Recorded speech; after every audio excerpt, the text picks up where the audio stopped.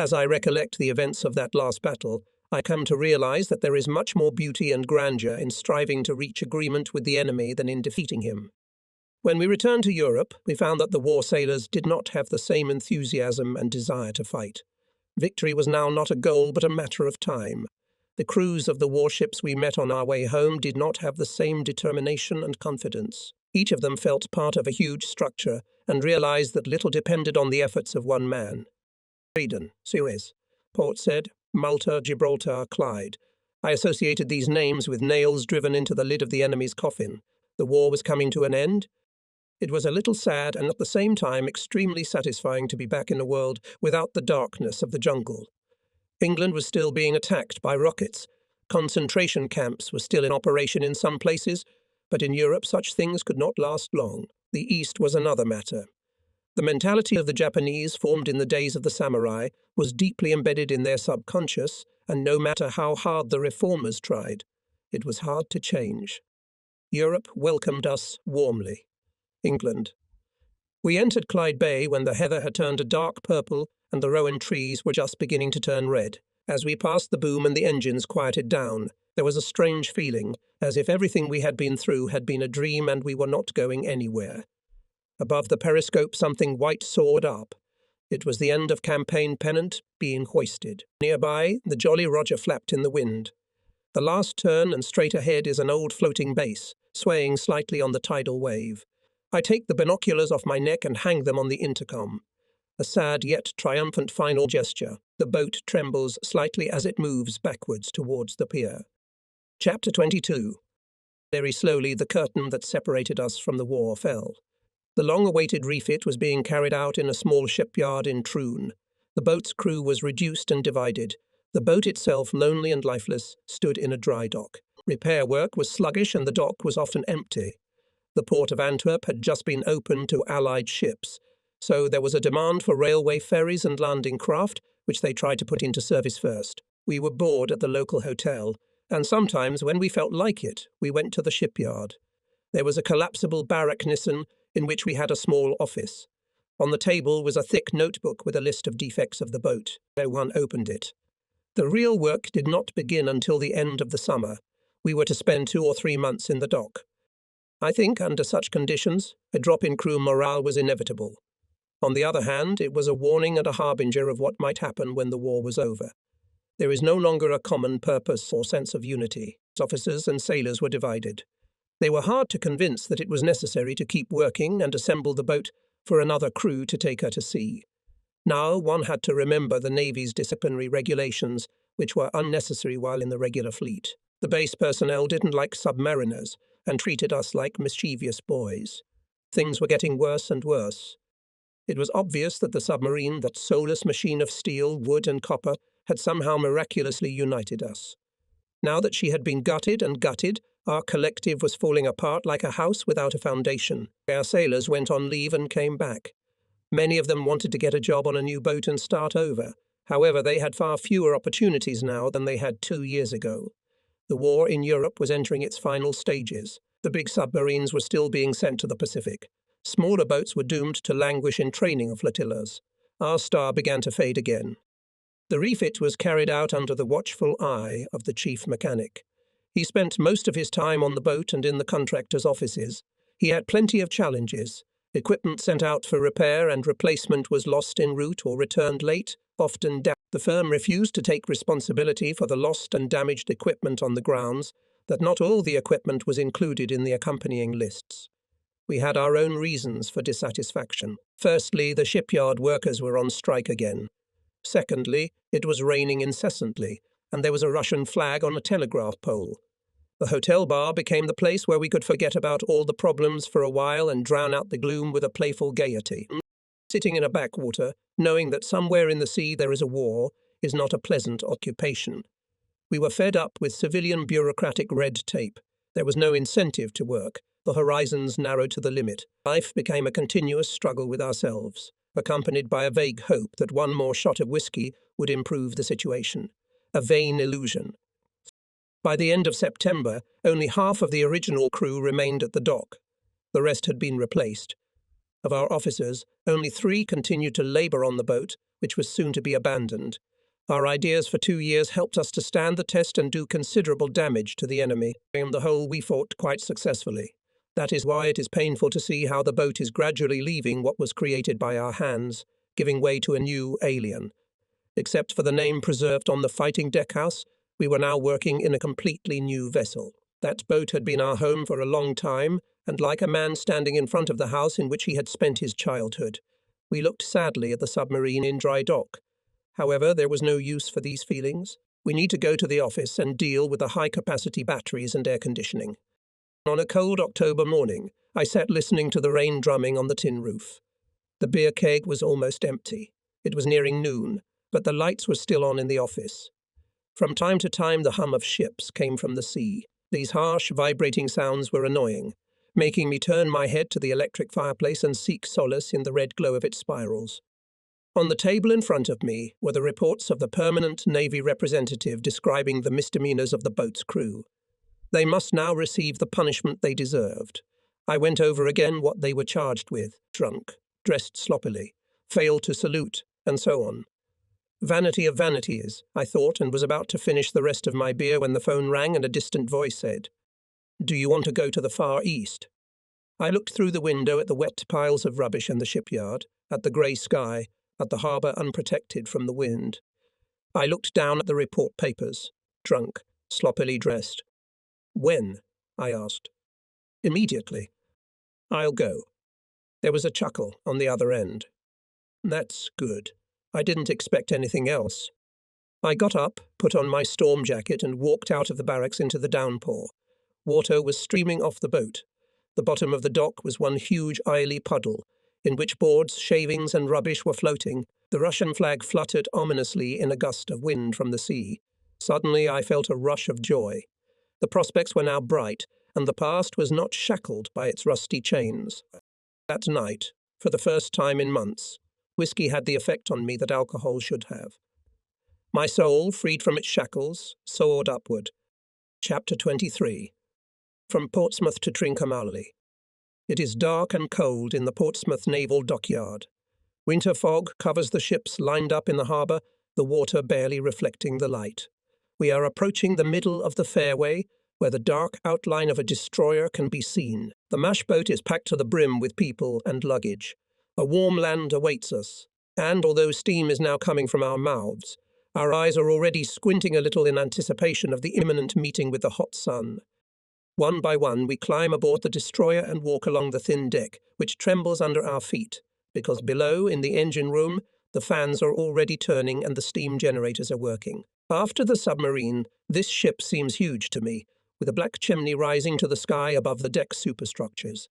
The curtains are parted, and we find ourselves in a bright, warm and cosy wardroom. Immediately we forget those difficult hours spent in the barracks waiting for the call, when we were nervous at every knock at the door.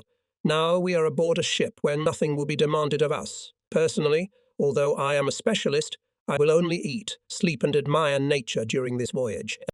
I am aware that we have a non-stop passage to Colombo as part of the escort of an aircraft carrier urgently needed in the East Indies. If the weather is favourable, we will sail at 25 knots.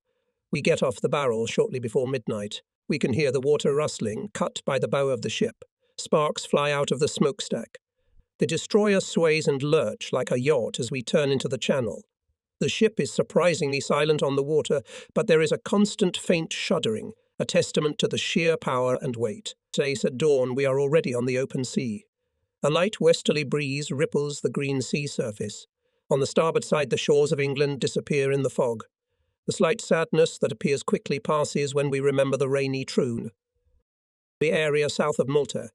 Carry out a training torpedo attack aircraft carrier. The ship silently glides silently on the starlight water, makes a big circle and goes to the place where the enemy should be. Another destroyer has created a smoke screen ahead. We enter it and go blind for a while. The commander fears that on the way out we may ram our friends. Tensions are rising. The aircraft carrier fires flares in our direction. Finally, we come out of the smoke and see the target on the left side of the bow. We turn round and fire a blank shot. The enemy opens fire. Create a smoke screen. Is the order. The smokestack, looking like an imposing monument, throws into the air a cloud of thick black smoke, which circles and drifts over the keel waters. Our battle lights flare up. The sight is impressive, though somewhat strange. It's comforting to think that I won't have to go on a destroyer and participate in such exercises for the rest of my life. Breakfast in the mess hall. Overboard, the smooth yellow shores of the Suez Canal. A few Egyptian soldiers do not even turn their heads in our direction. The white tablecloth glistens in the sunlight streaming through the open portholes. We passed port, said without stopping. The sailors looked sadly at the Casino Palace, an establishment where you could order a fine drink called the Suffering Bastard. But now all that is behind us, and we continue to follow the aircraft carrier towards the Bitter Lakes. A steward appearing with a dish suddenly drops. Plates, glasses, cups, spoons all fly off the table and crash into the bulkhead. I end up on the floor. A violent vibration shakes the ship. Everyone jumps up and runs out on deck. That's right. We've run aground. The bow of the ship is stuck in the sand. We're still lucky. A few feet to the right or left and the destroyer would have hit the rocks. The engines are reversed, the ship slowly backs up, and we continue on our way. The sun is setting. We approach Suez and drop anchor. In the harbour, against the dark hills, stands a line ship without crew. It was damaged during refit when the dry dock in which it was standing collapsed. As it cannot be steered through the channel, it is decided to take another route, past the Cape of Good Hope. Night falls. Night in Suez. We go into a French club to dine, and into several other clubs for a drink. As we cheer ourselves up, we invent a marvellous game called Operation Whistle. The idea is to accumulate as many Suez-related items as possible to then display in the wardroom. Our pockets are filled with ashtrays, folded posters, road signs, and other nonsense. We notice an Egyptian flag flying on the roof of the post office. It is already quite dark. Bright stars are shining in the sky. We explore the post office building and discover a thin drainage pipe that leads to the roof. My mate and I climb up it. The flat roof of the post office is covered in dust. The flag hangs on a low white pole. The rope to hoist it is wrapped around the bar. Passers-by stop and look in our direction. A small crowd gathers. We quickly take down the green flag, throw it to our comrades and go down the pipe. Together we climb over the high wall and run through the dark alleys towards the harbour. The stomping of the pursuers' footsteps soon fades. At dawn we set sail. The next stop is Colombo. Speed 25 knots. Goodbye, Suez. We stand on deck and look at the city disappearing in the haze. Fueling at sea. Speed 15 knots.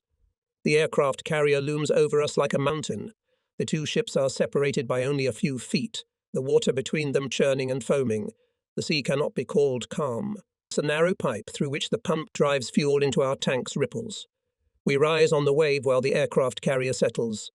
The pipe stretches like a wire, getting thinner and suddenly bursts. A jet of black fuel hits the deck of the destroyer. We swerve to the side. A warning light flashes. We are given orders to go to Aden to refuel and return as soon as possible. This voyage eventually came to an end. We have entered Colombo harbour, flooded by the hot rays of the sun. From here to the location of the submarine flotilla was only a night's journey. I disembarked and boarded the night train. Everything around me was familiar, and I felt as if I had never been anywhere. The train rushed through the night and the green harbour of Trincomalee showed itself at dawn. The old floating base stood there still. Nothing had changed during my absence. A fortnight later, the flotilla headed for the shores of Western Australia. Chapter 24. When the fighting was going on in North Africa, the movement of submarine crews was given top priority, and we were often flown by aeroplane. It was a period of prosperity for the submarine fleet. On board aeroplanes travelling from England to Malta and from Malta to Alexandria, one could almost always find tired-looking young men on their way to one of the submarine flotillas. In the Pacific, the situation was different. Of course, the distances there are huge and aviation was used very actively, but the attitude towards us was different. It happened that I had to get to the Philippines from Australia. There were no plane tickets, troop transports did not go in that direction, and I was taken as a passenger on board a submarine going to Subic Bay through the Gulf of Thailand, where it was to spend a month.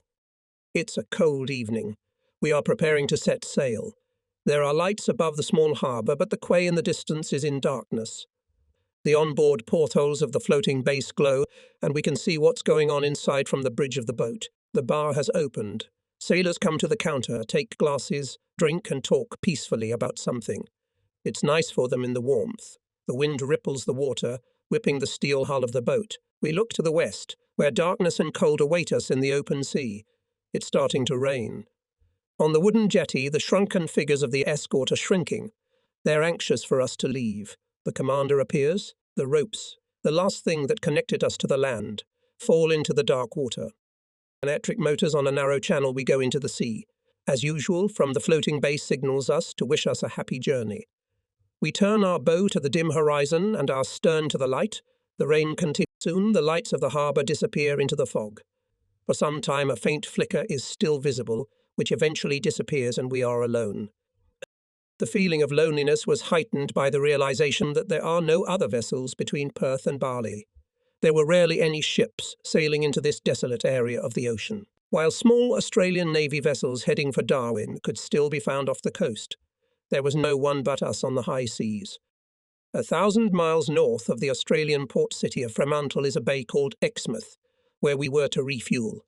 We entered this bay at dawn. The dark shores are gradually turning golden in colour. In the pre-dawn twilight, these high hills seem much more attractive than in the light of day, when only sand and stone are visible. The water in the bay is green and colored. The sky above the horizon, where the sun rises, is the colour of brass.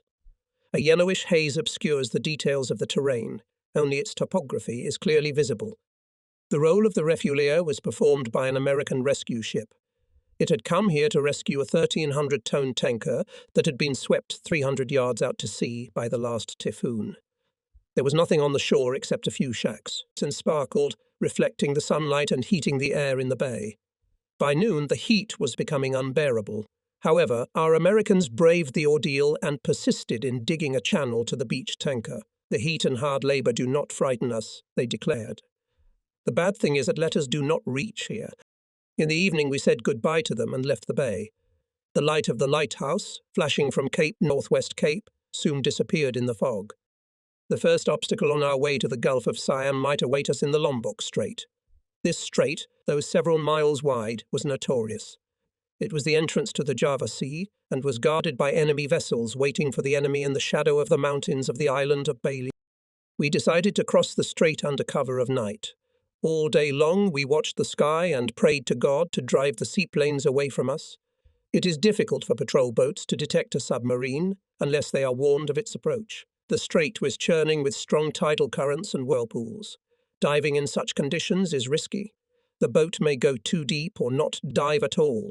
We were not going to dive for the next 7 miles and thus lost our main advantage. We had a rather dangerous crossing to make. We were able to approach unnoticed a strait in a hollow between the mountains. On the map it seemed very narrow. Dusk was beginning to fall.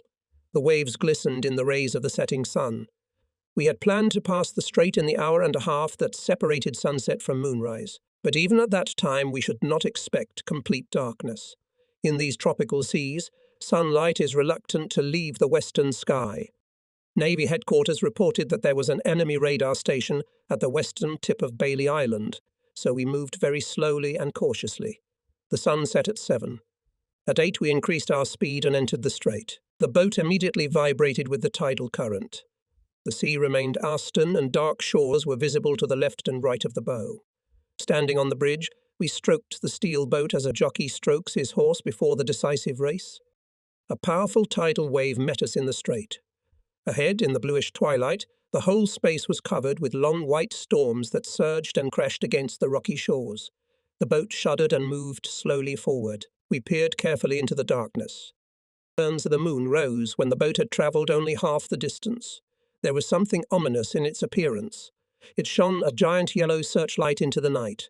The cliffs of Bali Island, the white cliffs and dark thickets became closer and more distinct. The glimmering shadows caused my vision to deceive me. I saw 100 enemy patrol craft that night. When we finally calmed down, we realized that, apart from us, there was no one here. If there were any small vessels off the rocks to the east, they didn't care about us. By 21:30, having overcome the strongest tide, we reached the open water. In the distance, somewhere near the shore, a light flickered. It could have been anything. A bonfire, a signal lamp, a cigarette or an oil lamp on the junk, flickering on and off from the swaying sails.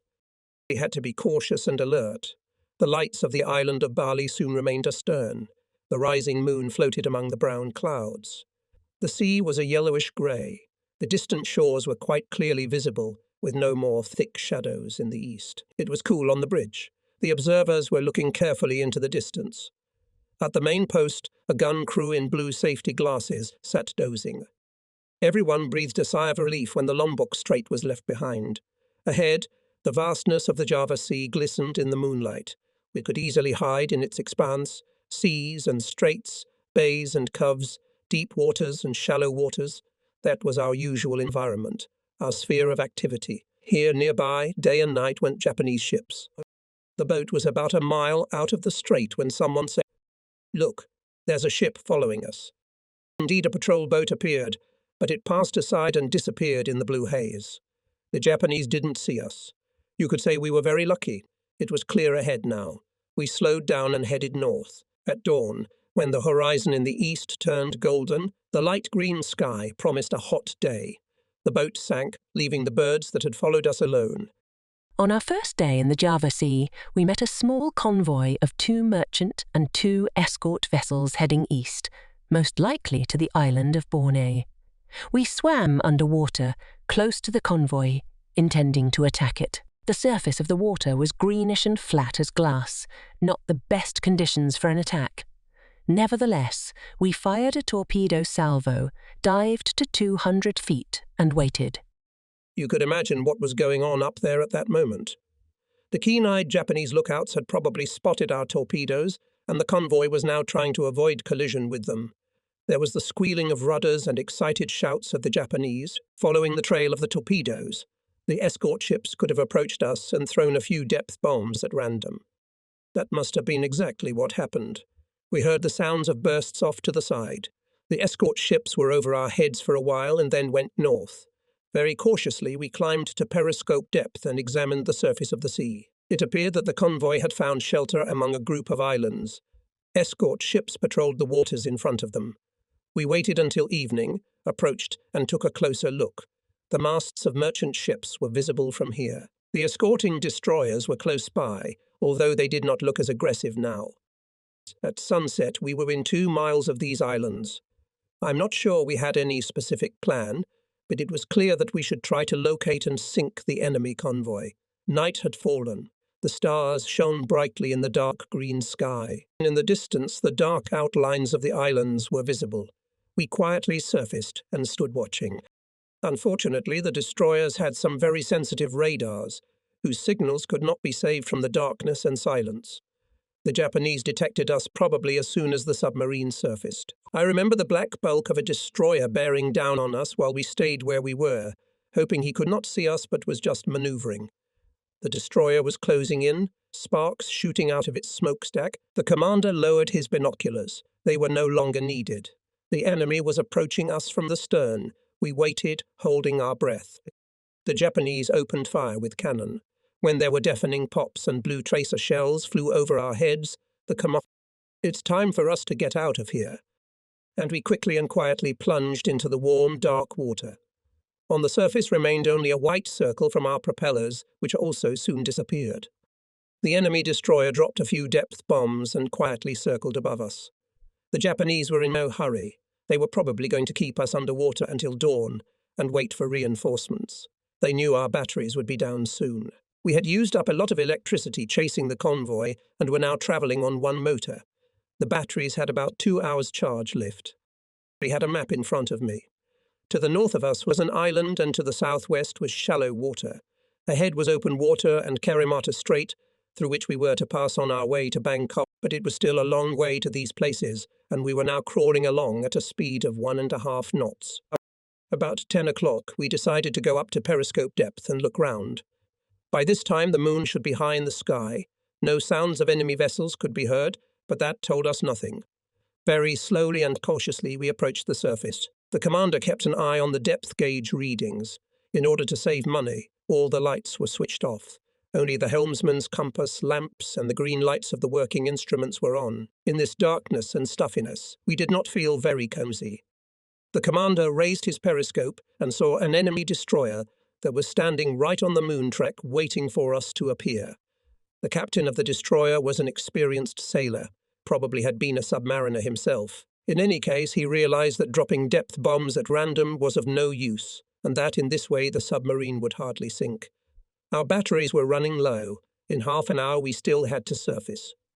We surfaced quickly, switched on the engines and headed west.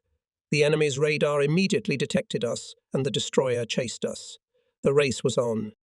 There was something ridiculous about this night race. A small British submarine in the Java Sea was being chased by an old Japanese destroyer. We imagined the destroyer's captain cursing the chief mechanic in the engine room, and the radio operator relaying a report on the progress of the pursuit to Japanese naval headquarters in Singapore. An avalanche of sparks burst from the destroyer's smokestack and rose into the sky. If there was a local fisherman nearby, he must have been watching with his mouth open. Gradually, the Japanese vessel began to catch up with us. The boat's engines were running at full power, but the 14 knots it could make was clearly not enough.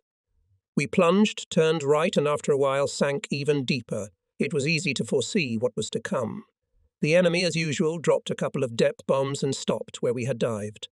The situation was becoming less ridiculous. There was a small island nearby. I don't remember its name. I only know that it was located east of the Karimun archipelago. We slowly made our way towards this island with the intention of hiding behind it from Japanese radar. This game of chase was getting tiresome. The heat in the boat was unbearable. We hadn't had dinner yet. The usual routine of life was disrupted. We went up to periscope depth again.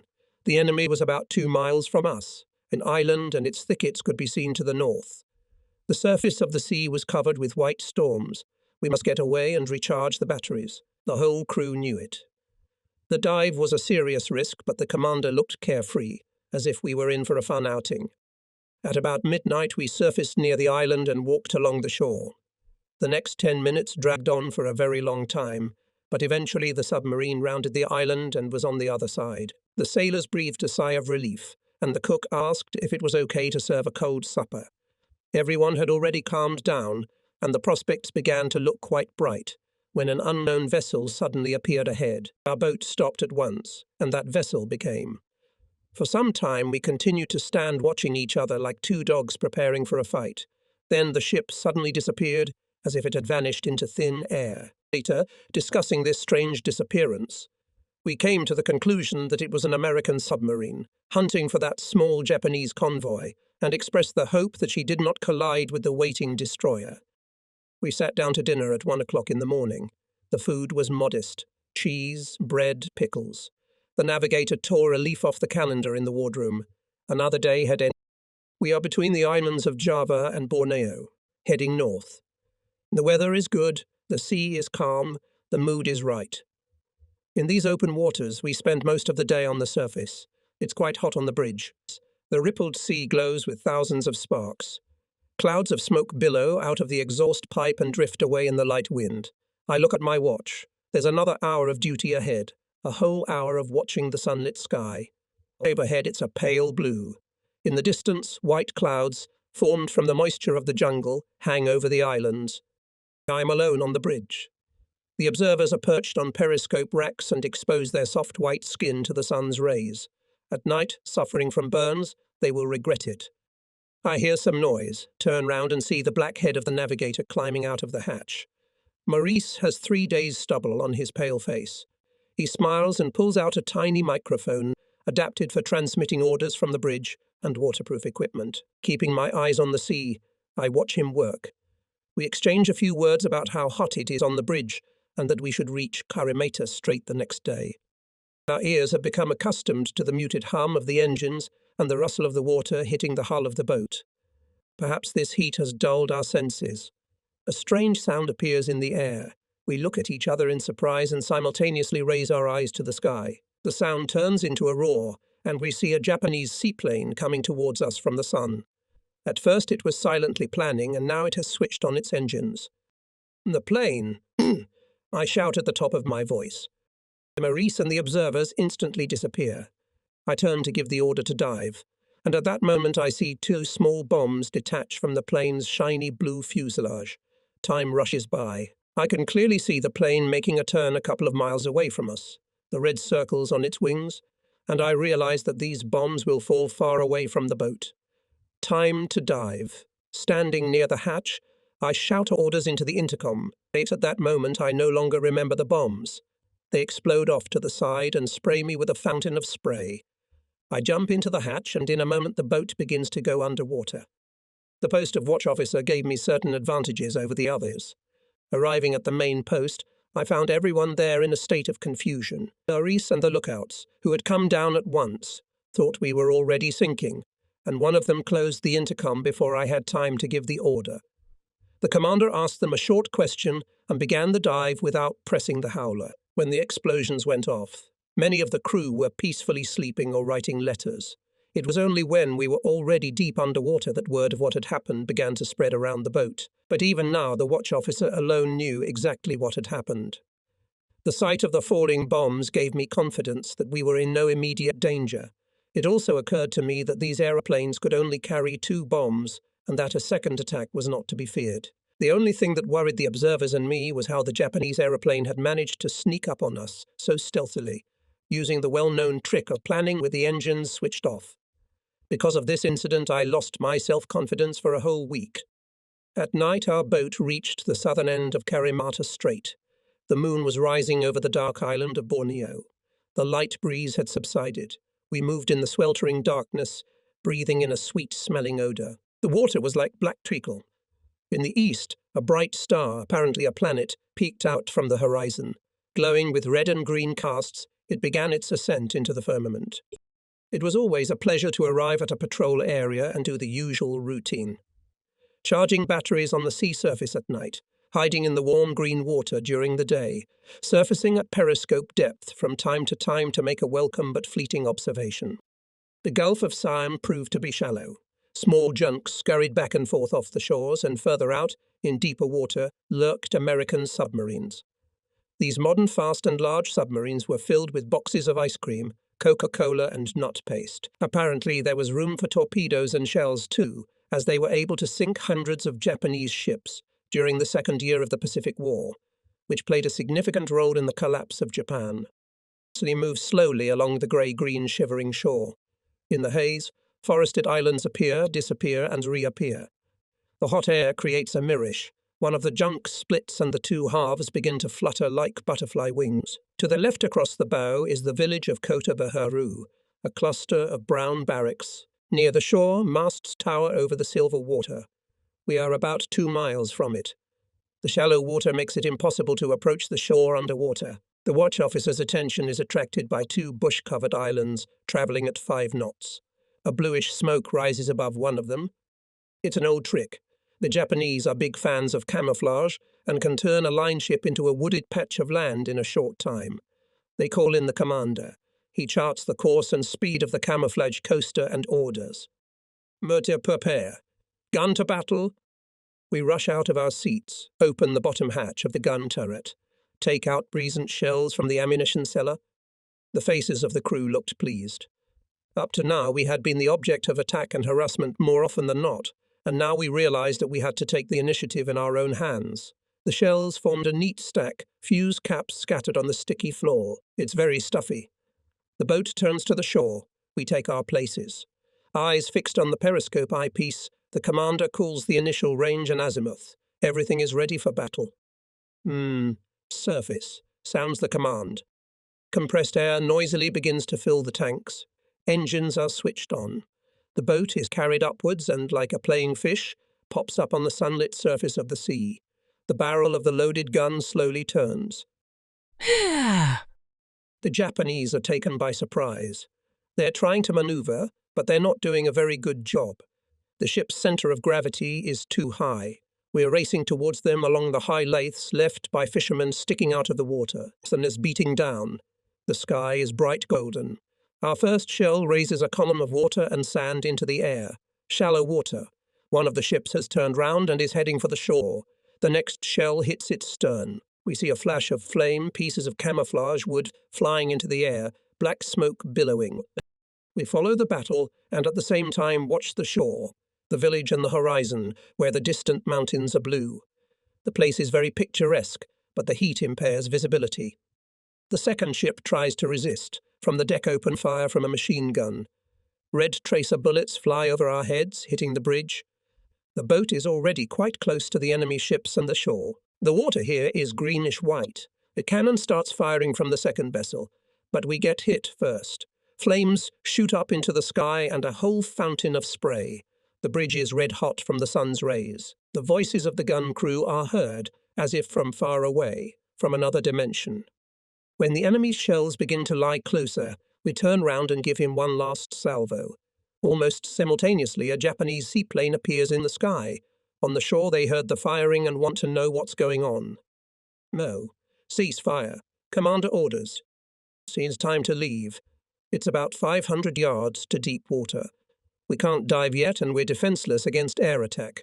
But our engines roar and the boat obediently goes at full speed. The seaplane approaches slowly, bouncing on the air layers as if on a bump. Angry at being prevented from finishing the job, we descend to the main post. The dive signal sounds. 10 seconds later, 2 bombs explode, but too far from the target. They don't bother us. A little later, we raise the periscope. I look through the eyepiece and see land, mountains, and an aeroplane circling over the sea. Puffs of smoke rise above the burning ship, our second target. It's a very pleasant sight. The day comes to an end. As a result, we can record in the income column the hit coaster and in the expenses column. 40 shells and 1 uniform shirt left on the bridge during the dive. Not bad. It could have been worse. That night, standing on the bridge, I felt particularly keenly the loneliness and detachment from the world. There were no lights except the twinkling stars, and no shadows except the reflection of our boat in the water. In every direction stretched away the endless sea. As I went down for lunch, I was struck by a calm female voice coming from the radio saying, "The BBC is broadcasting a programme for the troops." It sounded to me like a voice from another planet. The next day, the enemy tried to seize the initiative. While we were calmly travelling north towards Bangkok, the Japanese gathered a group of ships and sent a convoy out to sea, apparently to attract our attention and provoke us to attack. They often used the ships as bait in the hope that we would fall for it and thus discover ourselves. This ruse was not new, but on this occasion it seemed to be partly justified. 2 coasters, escorted by 3 anti-submarine ships, smoking their pipes, were coming from the northwest. As soon as we spotted them in the foggy haze and heard the noise of engines in the headphones of the hydrophone, decided that such prey cannot miss, and quickly took places on the battle schedule. The boat moved silently in the still water between the slats stuck in the bottom, and it to the west and east of us was the Len. It divided and swayed in hot currents of air. Above the seabirds circled indifferently. We began our attack at a depth of 9 fathoms, or 54 feet. The depth is insufficient, but no boat could be seen, and that was the chief thing at that moment. Hoping that our periscope would be mistaken for one of the fishing laths, we steadily headed towards our target, a larger coaster. The commander was watching what was going on overhead through his periscope and informed us. A slight zigzag. Azimuth so-and-so, range so-and-so. One of the anti-submarine ships is close by. When the submarine was about 1,000 yards from the target, the first anti-submarine ship detected us and changed course. The commander bellowed and said, "Oh, he's getting closer. Lower the periscope. 50 feet. Hard to port." We watched the depth gauge and waited. Approaching on the port side for attack, the hydrophone operator reported. After a minute, which seemed a very long time, we heard the sound of the ship moving. At first it was muffled, barely audible, and then suddenly it sounded distinctly above our heads. With frightening distinctness, through the steel hull came to us the whistle of its propellers. It seemed that we could distinguish the sounds of the different mechanisms of the ship. I stood in the passage between the wardroom and the main station. The bulkhead clock was ticking loudly. It seemed to me that the minute hand froze. He won't drop the bomb now, I thought. He might. Suddenly there were explosions near the boat, making the heavy submarine bounce like a float. Everybody went down. There was the sound of crashing crockery, and the whoosh of compressed air escaping from somewhere. Right above my head, an onboard valve bounced aside, and a jet of water hissed onto the floor. The lights flickered but stayed on. Reports of minor damage were coming in from various compartments. Barely regaining consciousness, we set to work. The cook plugged the hole where the water was coming from with his finger. Compressed air was whistling out from under the wardrobe in the wardroom. We crawled on our knees on the floor with torches, trying to find the leak, but it took us a long time. Eventually, we found out that the leak was near the main battery fuses. The first guy who went in there came out like a bird. Pale and exhausted, he collapsed on the floor. We covered him with a blanket. A moment later, the navigator recoiled from the cupboard. He pressed his hand to his head, shook and blubbered. The air continued to escape and the pressure began to rise. 10 minutes later, I went to the main post to find out what the situation was. 2 anti-submarine ships were after us. They were moving over us in zigzags, and there was nothing we could do about it. One of the bow tanks filled with water and the bow of the boat sank, and one of the propellers was damaged and howled like a violin. Shifting on one engine, we tried to change course and evade our pursuers. 2 hours passed, but nothing changed. The pressure had reached 5 inches. We tried to get away at full throttle, but the noise was such that we had to abandon the idea. The enemy, of course, heard the noise, but kept circling above us and turning the sonar knobs. It seemed strange to us that they did not drop depth bombs. Then we came to the conclusion that the Japanese used contact fuses, which did not work in soft mud. As usual, the Japanese were the first to tire. We could hear them moving off to the southeast. Their masts were still visible in the distance when we surfaced to depressurize the boat. We opened the hatch, and the musty air rushed out in a powerful stream. At the same time, a sigh of relief burst from all my mates. Thus ended this unsuccessful patrol. We still had time to spot 2 American submarines playing hide-and-seek, trying to identify each other, and to hear over the radio that 10 miles southeast of us an American wolf pack had wrecked a vessel. We were running low on fuel and had enough of the Gulf of Thailand, so we turned northeast and headed for Manila. Chapter 25. August is not a good time in the Philippines. There are clouds hanging over the Batayan Peninsula and no sunshine for days on end. The dampness reminds us of our time in the waters off Scotland, when we looked forward to thunderstorms, only here there are no thunderstorms at this time. If you have the energy, you can go ashore and have a cold beer at the American Club. You can drink whiskey on a floating base or watch a film in the sweltering darkness of a well deck. If you don't drink, you can reread last month's Sphere magazine for the 4th time and go to bed. The mornings here are grey and dreary. Every day when we wake up, we look out the open portholes and see the rain, behind which it is difficult to see the palm trees on the shore, the dense jungle, the mountains and the sky. The view reminds us of what we once saw in the Strait of Holy Loch. We rub our eyes and shift our gaze to the boats of local fishermen slowly drifting through the rain. It's often windless here. The cyclones move away to the north and the air becomes completely still. The stillness is frightening. The rain has stopped and the hills are coloured green, brown and dark blue. The stuffiness increases. Every sound can be heard for miles. From the west comes the noise of work. It's the Americans building a repair base on the mountainside. In the bay near the new, hastily constructed pier moored in shallow water cargo ship Liberty. We stand on the deck of the floating base and wait for the wind. The noise of the forest, caused by a sudden gust of wind, quickly stops and silence reigns again. There is some hidden power in this stillness. We look up at the sky, exposing our faces to the sun's scalding rays. Someone suggests a swim. We grab towels, dark glasses, and get into the boat that goes to the shore. An old jeep is waiting for us on the bumpy road. We drive fast, knowing that the sun may soon disappear behind the clouds.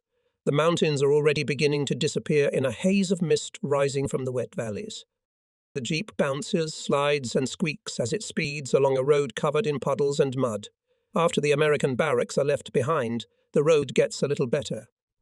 A clear mountain river flows a mile from the jetty. There are many deep pools with sandy banks among the trees. The jeep comes to a stop. We approach the river and taste the water. It is quite cold. We quickly throw off our clothes, dive in and surface, shaking the drops off our faces. It's a strange river.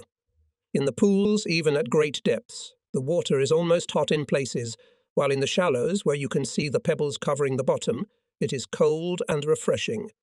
While we are swimming, it starts to rain again, and we decide to go to the American Club. A company of Filipinos paddles past in an old canoe. The girls doing laundry bashfully lower their eyes. They are embarrassed by the pasha's nakedness. The old man with the oars frowns. In a week's time they will be washing dirty laundry upstream, and we will have to climb even higher. This race could go on indefinitely until one of us reaches the mountainous source of the river. Club Cisco is housed in a painted collapsible barracks. It has enough room for a counter and a few tables. Painted beauties smile from magazine photos on the walls.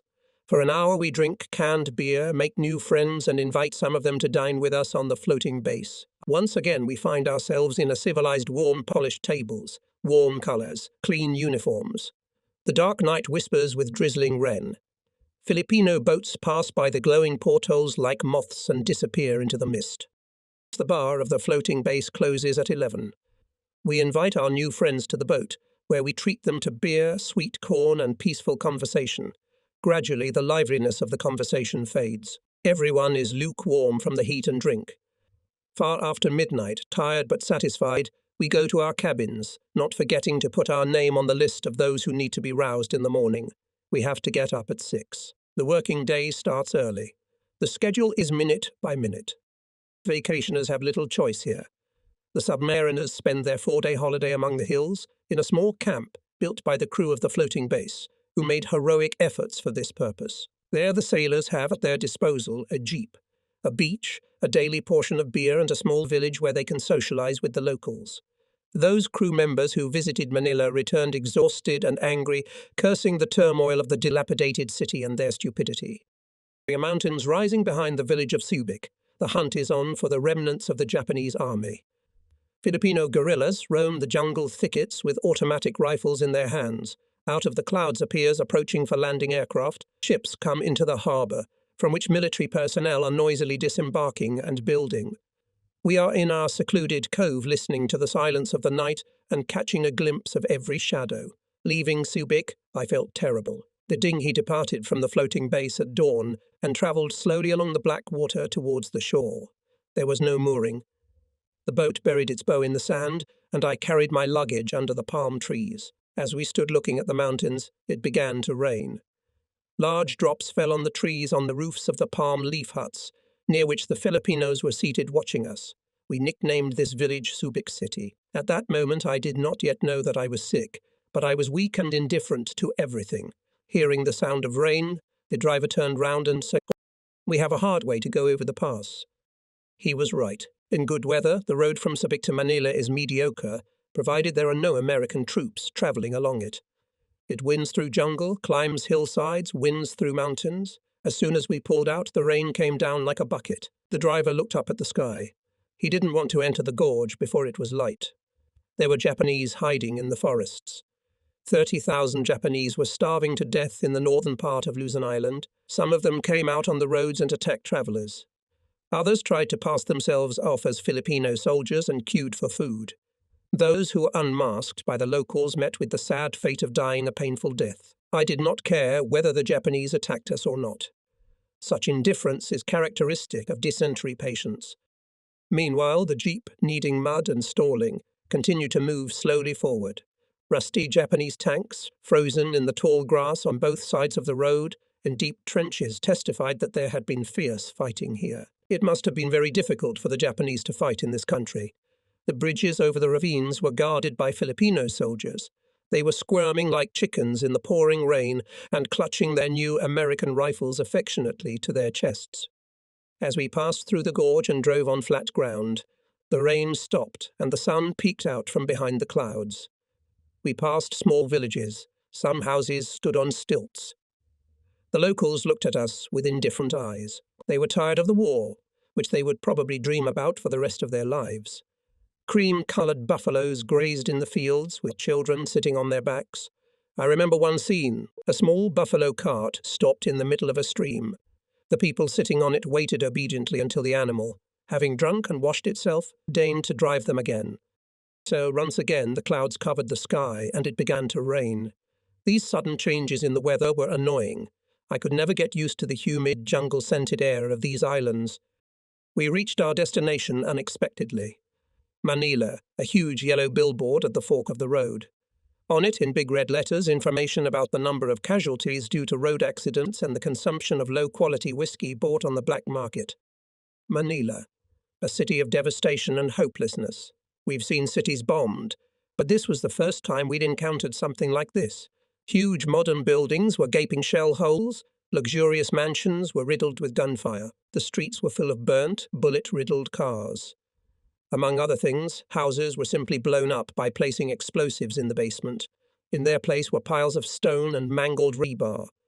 It was hard to believe that these smoking ruins had once been a flourishing city. The American army was moving through the ruins of the city. This monstrous machine of destruction was rushing in an endless stream along the dusty and dirty roads. The locals in their wide-brimmed hats were wandering about. The swarthy girls were attractive in their own way. In clean white dresses, with neatly curled dark hair, they stepped gracefully on the stones with their small feet in brightly coloured shoes. The boys were peddling Japanese money. There was an acrid smell of burning in the air, which came from the ruins and was spread around by passing lorries. We were stopped several times at checkpoints. British Navy, the driver threw in, and we continued on our way. Nichols Airfield was just south of the city. We cut into the flow of us army vehicles and soon reached the suburbs. There was less destruction here, but there were bullet marks on all the buildings. There was almost no glass left in the windows. When we reached the aerodrome, it was already hot. I was very tired and felt disgusted. The airfield workers, the Americans, sat apathetically in a wooden makeshift structure. They too were part of this machine that had picked them up and transported them here, thousands of miles from home. I still couldn't get anything out of them. What is the number of your aeroplane? What route are you flying? What is your urgency? They asked, but I didn't know the answers to these questions. I did not fit into the smooth running of this soulless machine. Desperate, I asked the driver to take me to Nelson Airfield. But there, too, I could get no help. I knew only that the aircraft Dakota on which I was to fly belonged to the admiral in command of the 7th Submarine Fleet. The aerodrome staff had not heard anything about this aircraft. Besides, I did not have the necessary documents. Eventually, we returned to Nichols Airfield and parked the jeep by the runway. There was no canteen nearby. The driver and I sat under the wing of the 4-engine Douglas and munched on the chocolate I had brought with me. Time was running out. At about 5 o'clock, when my health had deteriorated considerably and I had lost all hope for a happy outcome, a silver-coloured plane landed. My mate stepped out of it. He had travelled from Australia. We met him in the building where the landing was taking place. He informed me that I would be travelling on this plane. We swapped clothes. He said it was cold in Perth and gave me long khaki-coloured military trousers and a coat. I gave him my shorts. My mood improved. But then the aircraft commander turned up and said he would only be able to leave in 2 days. I became despondent again. There were no barracks or British military units in town. I must have looked pretty bad because the pilots said, "You don't have to go anywhere else. Go and live in the aeroplane for the time being. My crew will look after you." I walked up to the silver aeroplane and met the American crew. They lifted my luggage into the cabin, made a bunk for me, and asked me when I was going to eat. I fell into bed and slept until dark. The Americans woke me up and invited me to the table, on which were spread boiled eggs, coffee, and some whiskey. That night I slept under the fuselage of the aircraft on a camp bed. Planes took off infrequently. Opposite our parking area was General MacArthur's personal battalion aircraft. It was guarded by a sentry. In the morning it rained and water poured from the wings, but I was dry and warm. There was a wooden toilet not far from the runway, which I went into 3 times in an hour.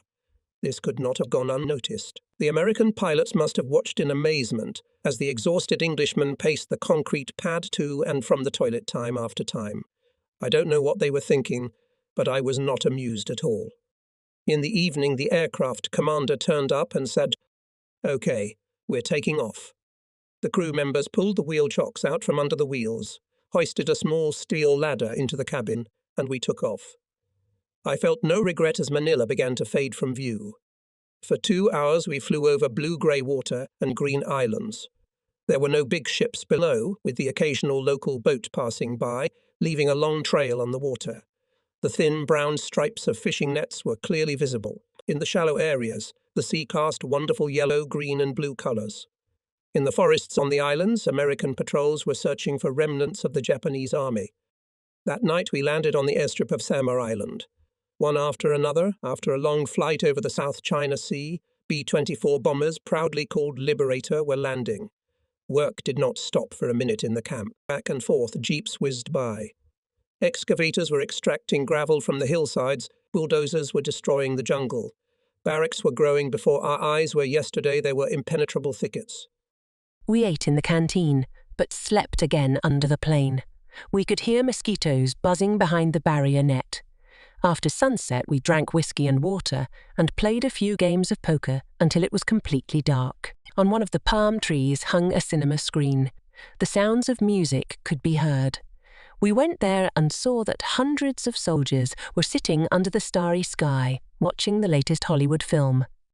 We got up before dawn and took off before the sun came up. Once in the air, we immediately saw the sunrise. The sky in the east was clear. The plane circled and headed for the Palau Islands. In my opinion, the only way to enjoy the flight was to sleep the whole way. So I did.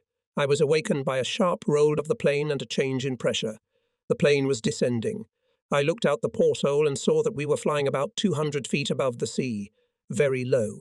I decided we were lost. However, soon the dark outline of an island appeared on the water, the engines snorted, and the plane began to come in for a landing.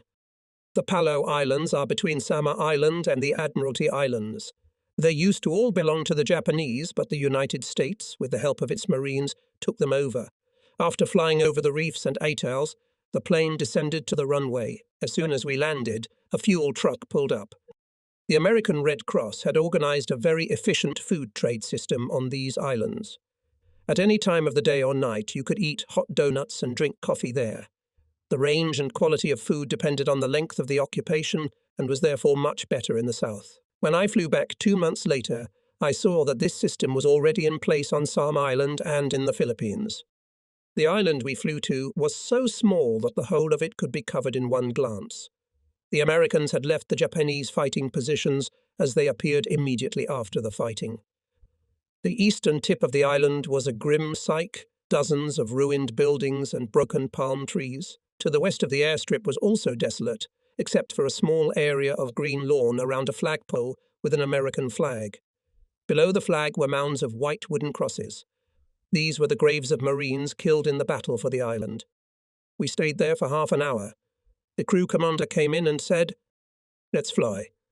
An hour-long flight to Hollandia, the capital of West Irian, followed. I fell asleep again and woke up only when the mountains of New Guinea appeared below.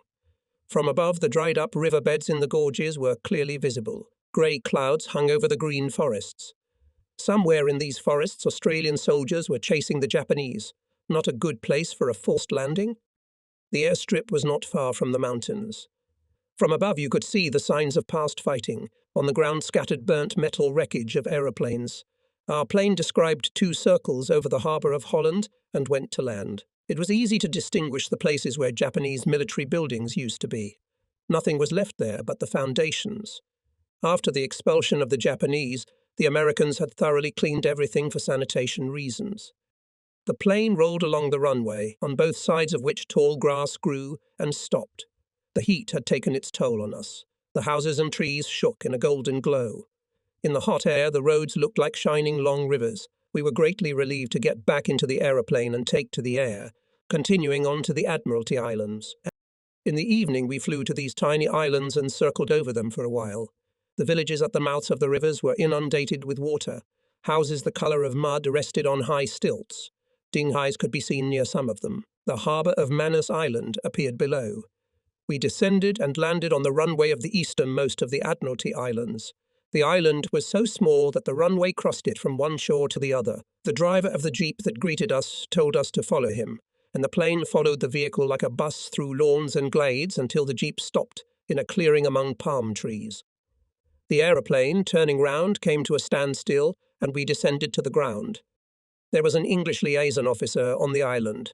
He took me to a transit camp by a picturesque lagoon with calm green water. We were accommodated in small cottages. The canteen was served by Negroes. Any meal cost $1. Right by the water was an American club.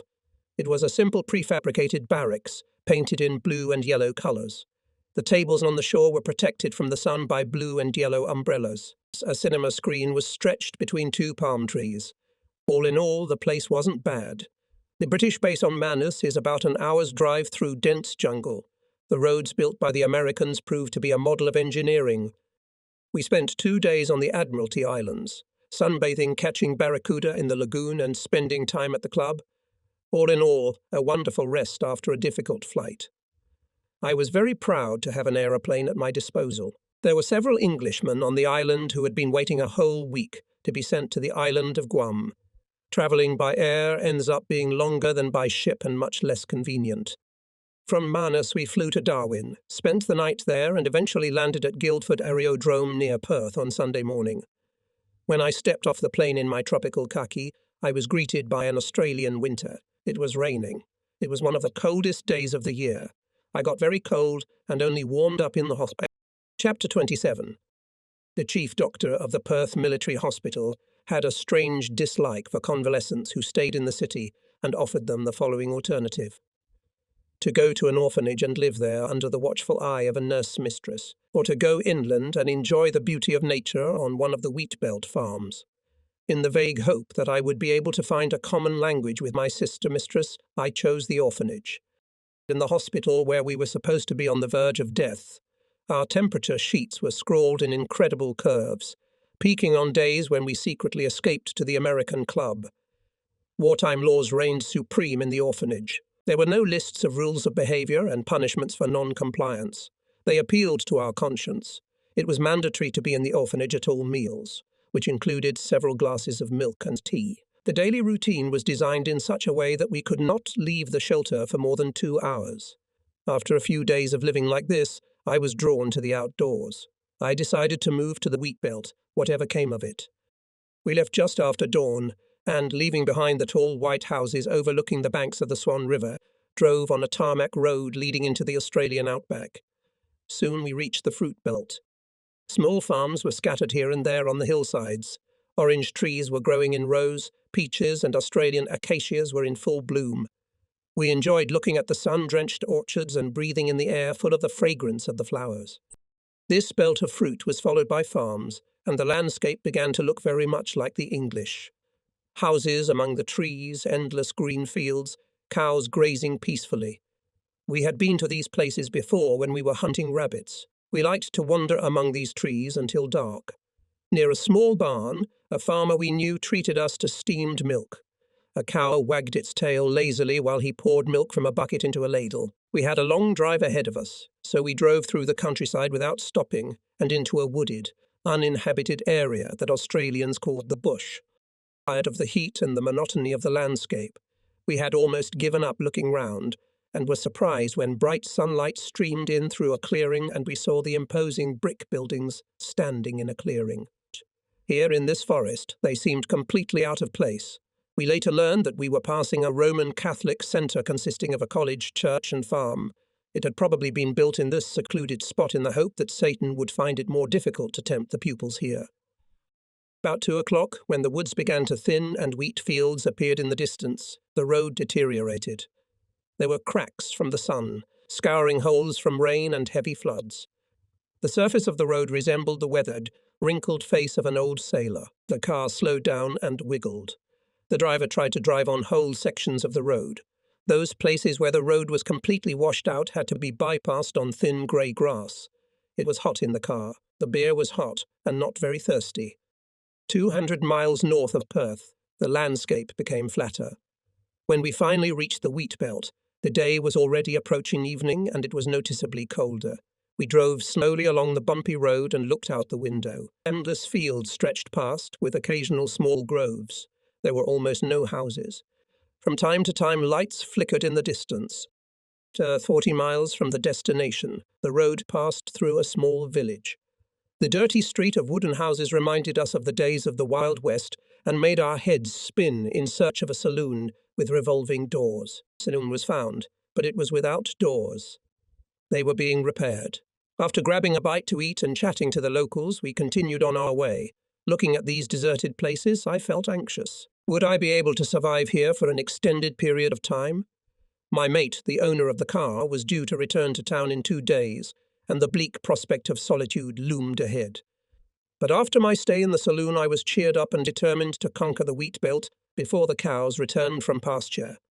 At dusk, the terrain around me was tinged with grey. A narrow dirt road ran off into the distance in the light of the headlights, and the endless fields to the right and left were grey. The black silhouettes of tall eucalyptus trees stood out against this grey background. As fatigue began to creep into our bodies, We finally reached the farm, and the cloud of dust that had followed the car the whole way had settled. There was a muffled murmur of voices. Someone shook my hand firmly, and in an instant we found ourselves in a brightly lit small kitchen, where a kettle was humming on the cooker and the table was laden with food. The owner of the farm, with a shining face, asked if I would like to see the sheep shearing. "I'll pick you up at 6:30.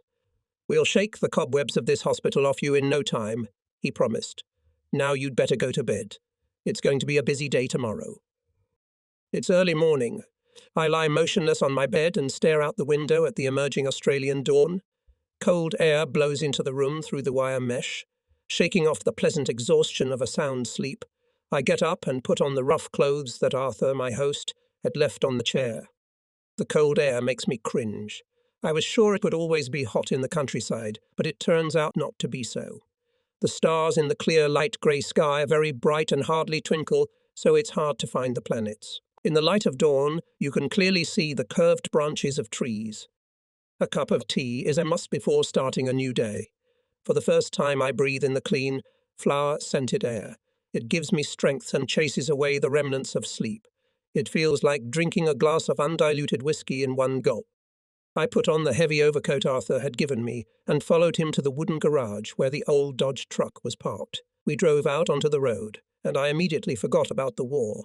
The 2 months I'd spent in the hospital and everything else that had been bothering me for the last few years. All that remained was this dirt road, this dawn, the pink cypresses and the flowers on the bushes along the road. Away to the horizon were fields of wheat and green velvet meadows where herds of sheep grazed, those hardy animals whose ancestors had ploughed the grass on the plains of Spain. It was here that I first saw the merino sheep I had once read about in geography textbooks. Arthur told me how his father and his family had travelled here to the north. It was a time of speculative farming, when you could make a fortune selling land. They cleared a small piece of land of vegetation and sowed it. As the years went by, the amount of land they owned under cultivation increased. Now all 3 sons were married and had their own homes. In the old homestead, which had been enlarged and renovated, lived now the eldest brother Bill and his family. The brothers did everything themselves, even burning bricks to build their houses. We turned off the road and drove through the pastures. The rising sun was beginning to warm the land, over which a light mist had appeared. The shadows falling from the trees grew shorter and darker. The buildings where the sheep were sheared were in a hollow. The windows of these grey buildings reflected the morning sky, which made me turn around and look up to where the clouds were orange and purple. The sky overhead was a light green. There was a kind of ethereal loveliness to the Australian morning. Surprisingly fresh, it had a smooth transition from winter chill to summer heat, as if a December dawn had been followed by a July afternoon. Dew glistened in the grass. In the green meadows were flocks of sheep. 2 of Arthur's brothers had arrived before us. Shearing, 3 cheerful men sauntered in at the entrance. A little later, the wool sorter and an auxiliary labourer arrived. Us in work started at 6 o'clock. At 5 to 6, the shearers switched on the small engine that gave current to the wool shearing machines. We entered the pen and led the first 50 sheep out. The animals looked warily at the shearers. On the first day, everything was strange to me, but then I got used to the job and it no longer seemed very difficult. Time flew by quickly. Preparations for shearing started in the afternoon, when the sheep were brought into the pen and the longest-haired ones were selected. We travelled to the pastures to get the sheep on horseback. I was given a very clever mare called Molly, who knew how to drive the sheep much better than I did. We rode in a chain, leaning back in the saddle and letting go of the reins. As soon as we spotted the sheep, we'd split up. Molly lifted her little dog, pointed ears, and I knew she would judge the situation at a glance. The mare waited patiently while Jim, the middle brother, galloped towards the flock to separate the right number of sheep. His shouts and the muffled stomping of hooves could be heard. Jim had a keen eye. He would run full speed into the white mass and always cut off no more than 300 and no less than 280 animals. Then he gave us a sign with a wave of his hand, and we galloped to him at a light gallop and began the slow return to the pens. As shearers were in short supply, shearing was done early in the morning when the lambs tended to be born. It was often possible to see lambs, born a day or even an hour ago, staggering behind the flock accompanied by their mothers. I lifted the weakest ones into the saddle and carried them. The warm, wool-like lambs endured the ride unconcernedly. I loved these leisurely horse rides. The sheep walked leisurely in front of us and bleated incessantly. The sun was blazing. Blue smoke from cigarettes drifted in the air. We had long branches in our hands which we used to spur the most unruly sheep. There was always a sheep in the flock whose lamb had fallen behind. It would walk slowly in front of Molly, bleat pitifully, and try to get back to its cub. Molly never stepped on such a sheep, but when she was tired of this mournful march, she lowered her head and pushed the animal forward with her nose. Sometimes a sheep that had lost a lamb would break away and run back across the fenced pasture. Any commotion would begin. Molly would turn round sharply and run after her. The shouting, bleating, and stomping made my ears ring. When she was sure she couldn't get far, the sheep would return to the flock and peace would return. Many lambs died during shearing. I often saw their dead bodies on the grass. I also came across skeletons of lambs and sheep that had died earlier. It took us about an hour to reach the edge of the grazing area. During this time we drove round the flock several times and caught fugitives. The sky was azure. The emerald grass glistened in the sunlight. To the north, the endless wheat fields changed colour from grey to dark green. A light breeze moved the ears of grain. Here and there, in groups and singly, stood tall cypresses with birch-like trunks and silvery leaves. Sometimes, when I saw Jim, I would ride up to him and would say a few words. It's not easy to get 300 sheep through one wicket. It's all about getting the first one through. The other 299 will obediently follow, but for some reason none of the sheep wanted to go through the wicket first. The flock would stop in front of the fence. The sheep would turn round and move in every direction but the right one. I had never heard such vivid and expressive curses as Jim used when he jumped off his horse, rode through the flock, grabbed a sheep and dragged it through the gate. Meanwhile, we whistled and shouted and chased the fleeing sheep. The way to the pens was through the thicket, and it was here that the sheep showed a remarkable cleverness that infuriated us. They would scatter, hide behind trees, run back, get under bushes, so that we had to dismount and pull them out with sticks. Molly knew what to do in such cases. She would spin round and round, running between the trees, trying to get the sheep out of the bushes. I had to make a great effort to stay in the saddle. As the flock approached the paddocks, the commotion began again. Inspecting sheep is like playing golf. There are plenty of obstacles and obstructions. You have to have a lot of patience. We no longer felt sorry for the sheep that had lost their lambs or for the lambs without mothers. One day of this work was enough to make me as unfeeling as some ferocious farmer. I began to dislike these animals the way a man dislikes a low joint when he hits his head on it. When all the sheep were in the pen, we sighed with relief, tied the horses to the fence and went to tea on stiff legs. All the food was brought by lorry, but one of the shearers would go every day to a small farmstead nearby and bring hot tea. The shearers were paid by the piece and depended on the number of sheep they sheared. So they worked their backs to the bone. It was interesting to watch how deftly the workers sheared the shivering animals, stopping only to bring a new victim from the pen. While the shearers worked, Jim was busy with the newly arrived sheep. He grabbed the rams in the flock and tossed them into a separate pen. There was a revolving wicket at the end of the narrow pen. We would drive the sheep through this fenced area, and Bill, standing at the wicket, would quickly separate the lambs from the ewes. After that, everything was ready for tomorrow's shearing. All that was left was to let the sheep out and do a little riding to make sure all the lambs had found their mothers. That's how we worked every day. It usually went smoothly if it didn't rain at night. The shearers refused to shear the wet wool, so we let the sheep run around in the sun for an hour or two to let the wool dry. After saying goodbye to the others, Arthur and I got into the car and drove home.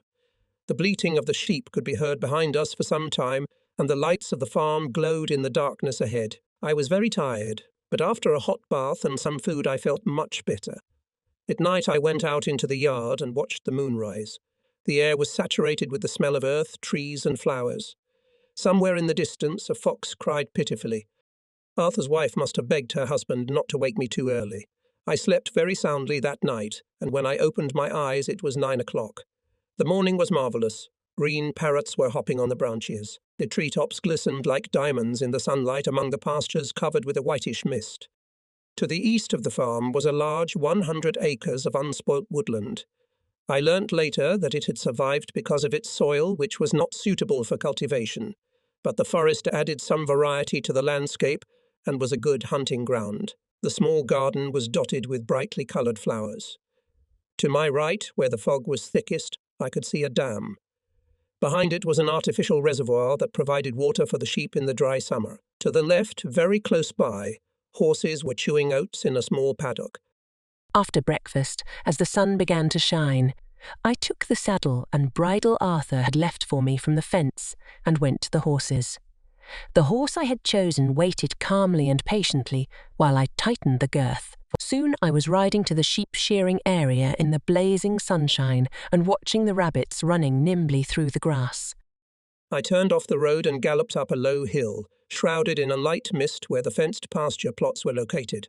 The sheep looked at me with sullen indifference. When I arrived, I found that the shearers had not yet started work, as it had rained at dawn. They did not switch on their machines until after lunch, and I watched the shearing process from the start. The sheep, separated from the lamb, were placed in an inner pen, whence they were led out just before shearing. While the strong hands of one shearer twisted and turned the sheep, another shearer deftly worked the shearing machine. Each shearer had his own small pen, where he placed the sheared sheep through a hole in the wall. These sheep were then counted and the results recorded in a book. Sometimes shearers accidentally injured sheep with their machines. In this case, the cut was immediately smeared with tar. Some of these wounds were quite deep, but the sheep, unable to react to the pain, would obediently wander into the pen while the blood ran down their legs. Sometimes I was assigned to brand the sheep. It was not a pleasant job. You had to go into a crowded pen and press something like a huge stamp against the side of each animal. Sometimes I missed, and some of the sheep had a purple nose for a long time after branding. The hardest thing was to brand the last sheep. It hid, ran away and dodged, driving me mad. Eventually my patience ran out and I threw a can of mascara at her. After shearing, the fleece was placed on the table and the stiff and dirty edges were cut off. The sorter, who was overseeing this process, rolled the trimmed fleece and tossed it into one of 8 baskets. Once the basket was full, the wool was pressed, and from a huge fluffy mass it was transformed into elastic stiff clumps which were put into sacks.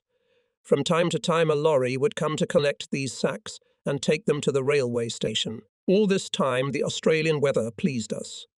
The skies were clear day and night. During the commute, and especially during the walk, when Arthur wanted to show me the kangaroos, I discovered the unique beauty of the wild flowers. There seemed to be no bush, tree or weed that didn't have a single flower on it. The sand crunched under our feet as we walked, admiring this beauty. Flowers were everywhere, in front, behind, to the side, pastel-coloured, white, cream, pink and yellow. They exuded a pleasant fragrance that mingled and was blown everywhere by the wind. The estates of all 3 brothers had gardens where they raised flowers. In winter and spring they bloomed and delighted the eye, but in the dry summer, when the wind covered the ground with a layer of sand, each year the farmers' wives planted new flowers, doing an amount of work unthinkable for an English housewife. On Saturdays the farmers travelled to visit each other. In the morning I rode into town on horseback to send a belated telegram to the flotilla, drink beer, and familiarise myself with city life. Molly knew the way and drove me confidently to the district centre, the main street of which was built up on one side. The farmers were already in town. Their wives, huddled on the wide pavement, were engaged in animated conversation. Lorries, cars and riders were passing along the dusty, sun-warmed street. Eventually I found a bar with a revolving door, but it was running out. Shearers from all over the neighbourhood were drinking it in enormous quantities. At the end of the street, a narrow-gauge railway was visible among the green grass, running northeastwards and disappearing among the eucalyptus trees. Although there were hardly any passengers travelling on this line, it was of the utmost importance to the farmers. It carried wheat and wool to the sea. The women always looked forward to Saturdays, and they could not only meet and talk, but also watch a film in the small town club. After the film they usually went to dinner at one of the brothers' houses. This time they all went to Jim's. We sat down at the table at midnight and got up at the 3rd hour of the morning. They drove back in the car. The full moon was shining softly on the road and the pasture lands. The night was marvellous, and the consciousness that the coming Sunday would be a day off made it even more beautiful. On that day the sheep would be just sheep, not the silly dirty animals that had bored us to tears during the week. That night I can't sleep, relieved that I wouldn't have to get up early. I went out into the yard, walked to the edge of the eucalyptus grove, and watched the dawn. Gradually, the sky in the east cleared and the stars faded. As soon as the moon set behind me, it was dawn, colouring the clouds above the horizon a bright orange. I was about to head back to the house when I saw the dark silhouette of a kangaroo up ahead. The animal hesitated for a moment and then disappeared into the bushes. Its footsteps sounded like horses' hooves. When I entered the house, a light southeastern wind was blowing, bringing with it the scent of the forest. A new day was beginning. In my second week on the farm, I started going out into the forest in the evenings with Arthur's rifle in the hope of shooting kangaroos. In the pre-sunset hours, when the insects were silent, the forest was completely silent, but it was deceptive. I knew that somewhere in the thicket there were hungry kangaroos lurking and waiting for darkness. When I passed through the forest, I came to the edge of a wheat field, sat down under a tree and waited. It was a long wait, and I had time to smoke more than one cigarette. From time to time, the silence was broken by the crackle and rustle of a rabbit running through the grass or a bird hopping from branch to branch. As darkness fell, the animals came out of their hiding places and went in search of food. Kangaroos ate wheat in the fields or jumped over the fence and fed on grass in the pasture areas, huge, up to 2 meters tall. They moved by leaping, bending over and chewing grass, pushing the stalks to their mouths with their short front legs. From time to time they would rise, look round and listen to see if they were in danger. There were many of them, sometimes as many as 20 individuals. Some came very close, but I never shot them at point-blank range. In the silence of the night, the deafening sound of the shot echoed through the fields, causing the kangaroos to jump on their huge hind legs in panic. They did not know where I was, so they ran in different directions.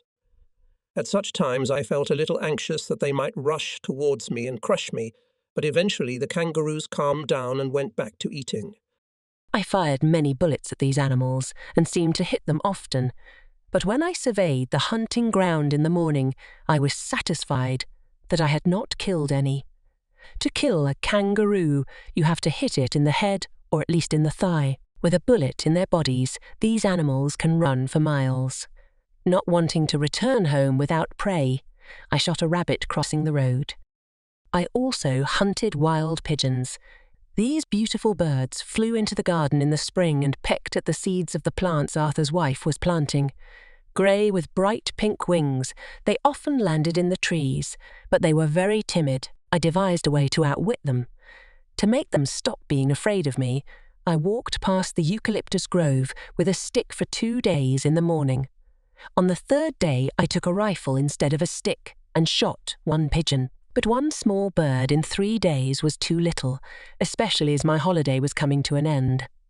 I began to ride out on horseback in the hope of shooting an emu, but my hopes were not destined to fulfill. These giant birds were no less wary than pigeons and would run away when they saw me from a distance. Hunting in the Australian wheat belt required a special skill. The fortnight flew by, and it was time to return to town. Arthur drove me back in his fast new Buick. We drove slowly along the dirt road, but it took us a couple of hours to cover the last 80 miles on tarmac. The town appeared in the distance. The sun lit up the tall white buildings along the Swan River, with sailboats floating on its blue waters. The car made a final turn, and I saw the masts of the floating base. I was returning to the bustle of military life, returning to the present. It did not surprise me that the chief doctor discharged me from the hospital and allowed me to go to sea. The 2 weeks spent in the wheat belt had done their job. I was completely healthy.